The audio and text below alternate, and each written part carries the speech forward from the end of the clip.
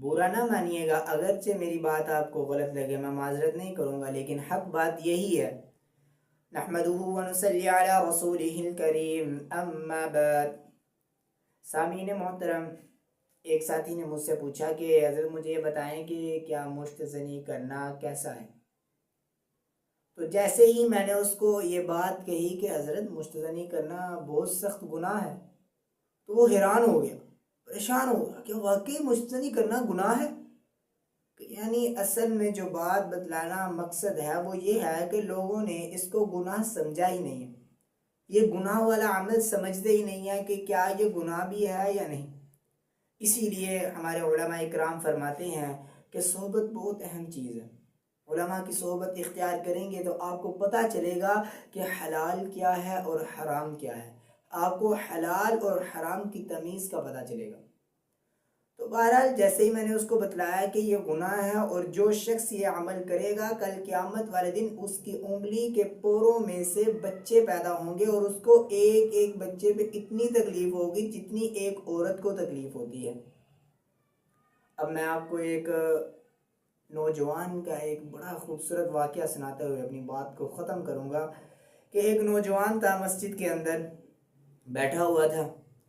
کہ ایک بادشاہ اور اس کی لڑکی، بادشاہ اس کے ساتھ نہیں تھا،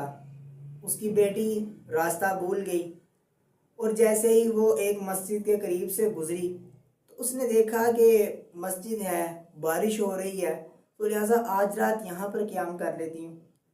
تو اس نے مسجد کے دروازے پہ دستک دی، ایک نوجوان نے دروازہ کھولا اور کہا کہ کیا اگر آپ چاہتے ہیں اجازت دیں تو میں ایک رات یہاں قیام کر لوں؟ تو نوجوان نے کہا ضرور میری بہن، آپ آئیں قیام کریں یہاں، لیکن آپ کو ایک شرط پہ میں یہاں ٹھہرنے کی اجازت دوں گا، صبح چڑھتے ہی یعنی فجر کی اذان سے پہلے پہلے آپ نے مسجد سے باہر چلے جانا ہے۔ بہرحال ان کے درمیان یہ شرط طے ہوگی، تو اس نے دیکھا کہ لڑکی مسجد کے ایک کونے میں جا کے بیٹھ گئی اور لڑکا مسجد کے دوسرے کونے میں جا کے بیٹھ گیا، اور ساری رات وہ کیا کرتا رہا، ایک موم بتی لی یا دیوا لیا، اس کے اوپر اپنی انگلی ایسے رکھ کے جلاتا رہا، تھوڑا تھوڑا کر کے جلاتا رہا، صبح تک اس کا پورا ہاتھ چھلی ہو چکا تھا جل جل کر۔ اب ہوا کیا کہ وہ لڑکی نے جاتے ہوئے کہا کہ مجھے یہ تو بتا،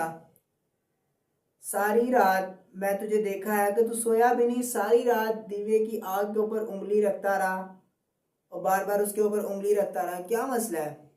اس نے کہا کہ مجھے شیطان تنگ کرتا تھا کہ اس لڑکی کی طرف جا، اور میں اس آگ کے اوپر انگلی اس وجہ سے رکھ رہا تھا کہ میں یہ محسوس کر رہا تھا کہ مجھ سے تو یہ آگ برداشت نہیں ہو رہی، وہ جہنم کی آگ میں کیسے برداشت کروں گا۔ جیسے ہی اس لڑکی نے بات سنی اور وہ گھر گئی اور جا کر اپنے باپ کو یہ سارا واقعہ بتلایا، اور پھر مزے کی بات سنی آگے کیا ہوا۔ اور جیسے ہی اس نے اپنے باپ کو جا کر یہ واقعہ بتلایا، اس کا باپ اگلے دن مسجد میں آیا اور اپنی اسی لڑکی کا نکاح اس نے اس نوجوان سے کیا، اور یہاں تک بات ختم نہیں ہوتی بلکہ اپنی پوری سلطنت بھی اس کے نام کر دی۔ اب یہ کیا ہوا، شیطان کی بات کو ٹھکرانے کی اور اپنے نفس کا جہاد، اپنے نفس کو قابو کرنے کی وجہ سے اللہ رب العزت نے اس کو یہ نعمت عطا فرمائی۔ برا نہ مانیے گا، اگرچہ میری بات آپ کو غلط لگے، میں معذرت نہیں کروں گا، لیکن حق بات یہی ہے کہ ہمیں جب کوئی شیطان تنگ کرتا ہے ہمارے دل کے اوپر، جب کوئی ضرب لگاتا ہے، شیطان کوئی غلط وسوسہ دل کے اندر ڈالتا ہے، تو ہم بغیر کسی سوچ کے اس غلط عمل کو کر گزرتے ہیں۔ ایسا ہی ہے، جب وہ غلط عمل کر چکے ہوتے ہیں اس کے بعد ہمارا ذہن سے جب گندا پانی نکل جاتا ہے، پھر ذہن کے اندر خیال آتا ہے کہ جو عمل کیا وہ غلط کیا۔ عمل کرنے سے پہلے سوچو، نہ کہ بعد میں۔ اور یہی بات یاد رکھیے گا کہ اگر ہم اپنے ذہن کے اندر ہر وقت ایک بات کو بٹھا لیں کہ اللہ دیکھ رہا ہے، اللہ دیکھ رہا ہے، تو میں اس بات کی گواہی دیتا ہوں، میں شہادت دیتا ہوں کہ ہم شخص مسلمان جو ہیں وہ کبھی گناہ کی طرف جائیں گے ہی نہیں۔ لیکن یہ ہے کہ جیسے ہی وہ شیطانی کا جذبہ، وہ ایک غلط جذبہ دل کے اندر آ جاتا ہے، پھر یہ ہر چیز ذہن سے نکل جاتی ہے کہ اللہ دیکھ رہا ہے، کوئی دیکھ رہا ہے۔ لیکن میری بات یاد رکھیے گا نوجوانوں کہ جیسے ہی اگر آپ کوئی گناہ کا عمل کرنے لگے ہو تو آپ کو کوئی دیکھ رہا ہے تو آپ وہ گناہ کا عمل نہیں کرو گے، لیکن اگر آپ ذہن کے اندر ایک بات بٹھا لیں کہ ہم گناہ کا عمل کریں گے تو اللہ تو دیکھ رہے ہیں، ہم گناہ کا عمل کیوں کریں؟ اگر یہ ذہن میں آ گیا مخلوق دیکھ رہی ہے تو گناہ کا عمل نہیں ہو رہا، خالق دیکھ رہا ہے تو گناہ کا عمل ہو رہا ہے۔